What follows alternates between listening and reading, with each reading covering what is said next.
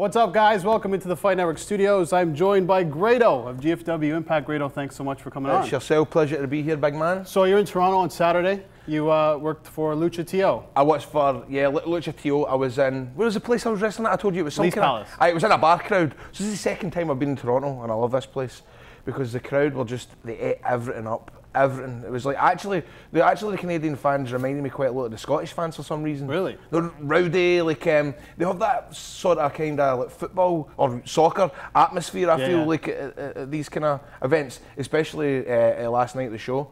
And what was quite good about it as well is there's quite a lot of people who have moved from Scotland or England and have came to Toronto or to work here or whatever, and there was quite a few people like that were at the show last night, which was cool to meet up with them. You were working with another Brit, right? Freddie Mercurio. Freddie Mercurio, aye. So he's been living here for the last couple of years, so let's just say we had a match that was a bit crazy, a bit kind of bizarre. Yeah. There was no many, I say there was a moonsault, but it wasn't me that done a moonsault. But it was a very kind of, it was a different kind of match.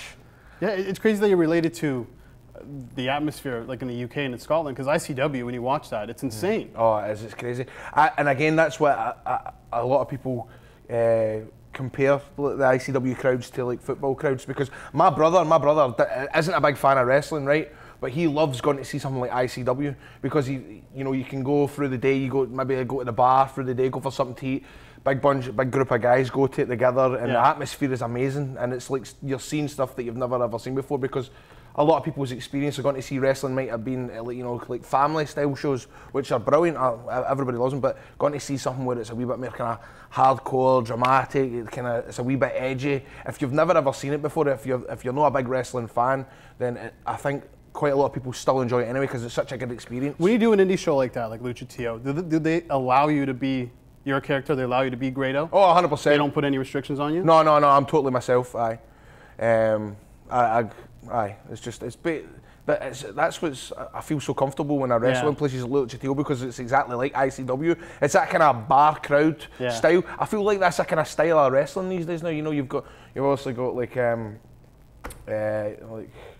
but basically what I'm saying is I feel like I'm a bar crowd wrestler, a bar crowd type. You know what I mean? You feed off the energy I love of the crowd. It's the best. The interaction with the crowd, there's nothing better, especially when I'm the comedy side of wrestling. It's so easy to just feed off the crowd and the energy. There's nothing like it. There's nothing like it. Like I done a stage show a couple of weeks ago, right, in Scotland, because I not only do wrestling, I've in various sitcoms and stuff like that. But I was in a kind of musical last week, and when I was on the stage, I loved it, and I came off and I was like, did I enjoy that more than wrestling?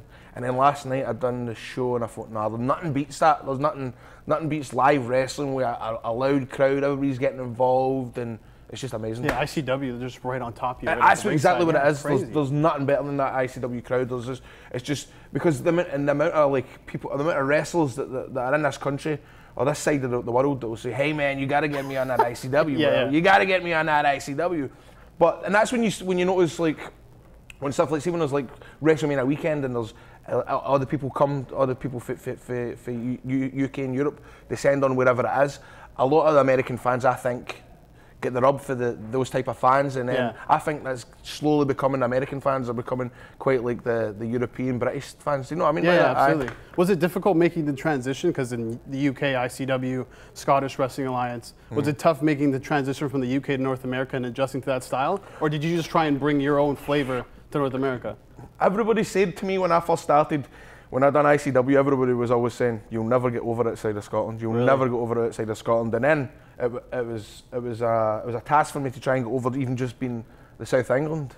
And then, funnily enough, when I went to South England, I felt it was easier to get over in the South England than it was to get in Scotland. And then when I went to the US, I must admit, when I first started in Impact Wrestling, I found it a wee bit kind of hard. But no, I think I'm slowly kind of getting there.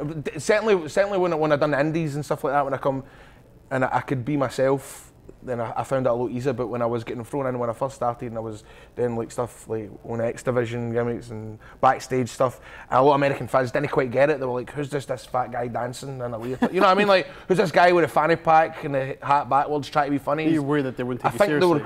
I think they were just like, who's this guy? Because they didn't quite know me. Whereas in the UK, I was on I was on BBC documentaries, Yeah. I was on YouTube documentaries, Vice documentaries, so everybody knew, like, me growing up. They seen how much a wrestling fan I was growing up, how obsessed I'm with wrestling.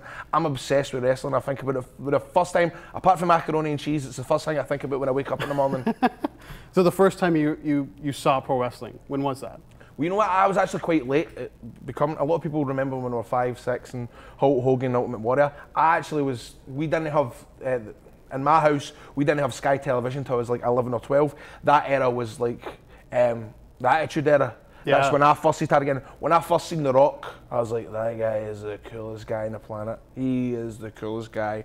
And as soon as I seen him, I went, I want to be a professional wrestler. Yeah, you mentioned that in the Vice documentary. Aye. You're sitting on your bed and you're talking about it. Honestly, as soon as I seen him, I was like, I'm going to be that guy. And you know what? I'm not far off being The Rock. Pretty close. I wrestle, and I've been in a couple of television programs. He's never been. I was in a soap called River City in Scotland. I was on 8 episodes. I always say The Rock might have been in the Scorpion King, he might have been Fast and Furious, but he's never done an episode of River City. No, probably never been BBC either. No, he's never done that. Yeah, you did that. You did a bunch of BBC stuff. I saw some YouTube clips of you. Grado Gets a Job, and those are hilarious. So. Right. Was it pro wrestler first, or was it Grado wanting to be the actor first? Well, how did that work out? I suppose I've always, even since I'm young, I've always, like, when I was at school, I was always in like talent shows, and when at Christmas time, like, with the family, I was always up, like, trying to tell jokes or singing and stuff like that. So I've always been kind of like that, which makes it perfect, like, because I love wrestling that much that I can manage to, like, I can be on. That's my stage, like, being a wrestler. That's me being on the stage, and I love it. There's nothing better than that. So not only acting and wrestling, but you're a part of a British metalcore band. So you did that as well. You were doing that during your indie years, right? Yeah, aye. So how was that? Because I'm assuming one night you're doing a music show, the next night you're doing a wrestling show. Absolutely. I was like, because I don't know what it was, like, 10 years ago, I loved metal music, and I was in a band, and I thought we were pretty good. And I was, like, inspired by a band called 36 Crazy Fish, right? A band in Alaska.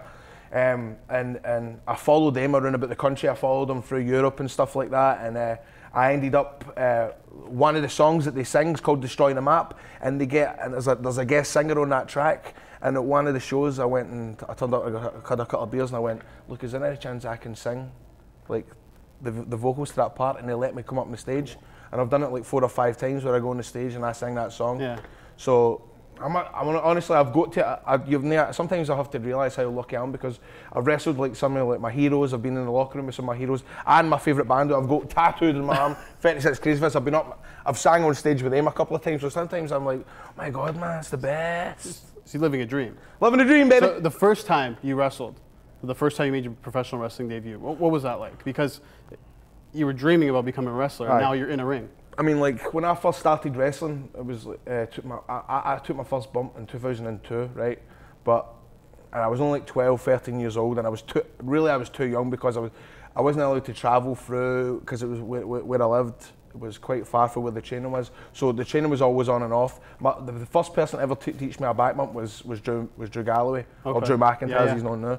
So I've always kind of known him, and then I've always been on and off. So much so, like, even between 2006 2007, it was like I was wrestling like once every 3 months, right? Yeah. And I was horrible.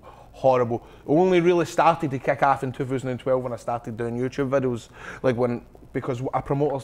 because there was a wrestling show in my hometown, and I had stopped wrestling, but everybody in my hometown knew me as a wrestler, so they all thought that I was going to be on this show, right? Yeah. So I was like, I need to be on this show. So I said to the promoter, look, I need to be on this show because I'm the wrestler in this town. He said, well, you can send me 20 tickets and I'll let you be on the show. So I put a video on YouTube and just kind of tried to make it my own, like, this Saturday, da da da da. Yeah. And I used kind of words and stuff and kind of patter that like only like Scottish people would kind of use. And I managed to attract like 60 people to come to the show, and then I done it again, and then it just kept going, and then ICW seen me, and I done that. In that documentary, The British Wrestler, there's clips of your mom filming you. Yes, exactly. That's the very start. So she loved the fact that you were becoming a pro wrestler, because she didn't, family didn't hold you back from doing what you wanted to do. When they say, like, they never held me back, but I don't think they were that supportive either, like, really? Because they were just like, this wrestling, they would be like, I'm not worried about him, what are you doing? Yeah. Because, like, even like my brother sometimes will go, because he would come to shows and he'll go, why do they need to wear trunks?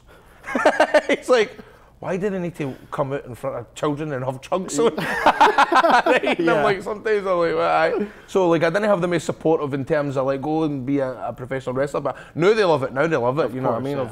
Because everything else is. So I want to talk about ICW for a little bit and Mark Dallas. Right. You guys are obviously close. Oh, me and Mark have went through quite so much. How much credit does he deserve? Not only for ICW, but for Grado.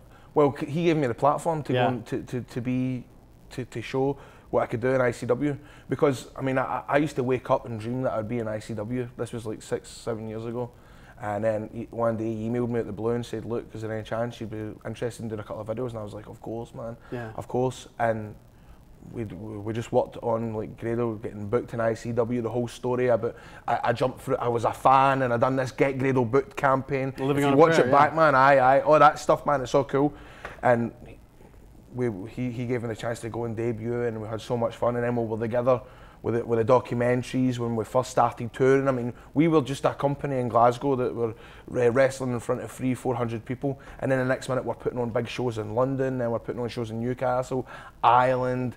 Then a couple of years later, we're 7,000 people at Hydro. And the UK, 7,000 people. The UK scene right now is insane. UK scene is insane. It's insane. Over there now. And a big part of it is because of ICW's success. It really, really is. ICW has a lot to answer in terms of how good, in terms of how amazing the crowd are these days at wrestling shows. Just the athleticism. ICW, like, I think, honestly, paved the way for quite the majority of the success of British wrestling. The crowd is insane. It's amazing. And that's the main thing, man. That's the main thing. There's nothing better than going out in front of a crowd that are fucking mental. Okay, so now you go from ICW to Impact, UK to North America. Right. How tough was that? Because there was obviously a transitional period, right? It was tough because at ICW I can speak and be myself. Exactly. I can talk to the crowd and go, hey, you're the see next week, I'm going to bust you, you dafty, right? No, I can't do that with Impact because people go, what the fuck is this guy saying? So then I had to kind of like slow down my voice, and when I was doing pre-tapes, I was like saying stuff that like I would never ever say. You weren't being you. I wasn't being me. And then when you watch it back, like the UK fans were going, what's why wrong is he with talking like that? Why is he talking like that?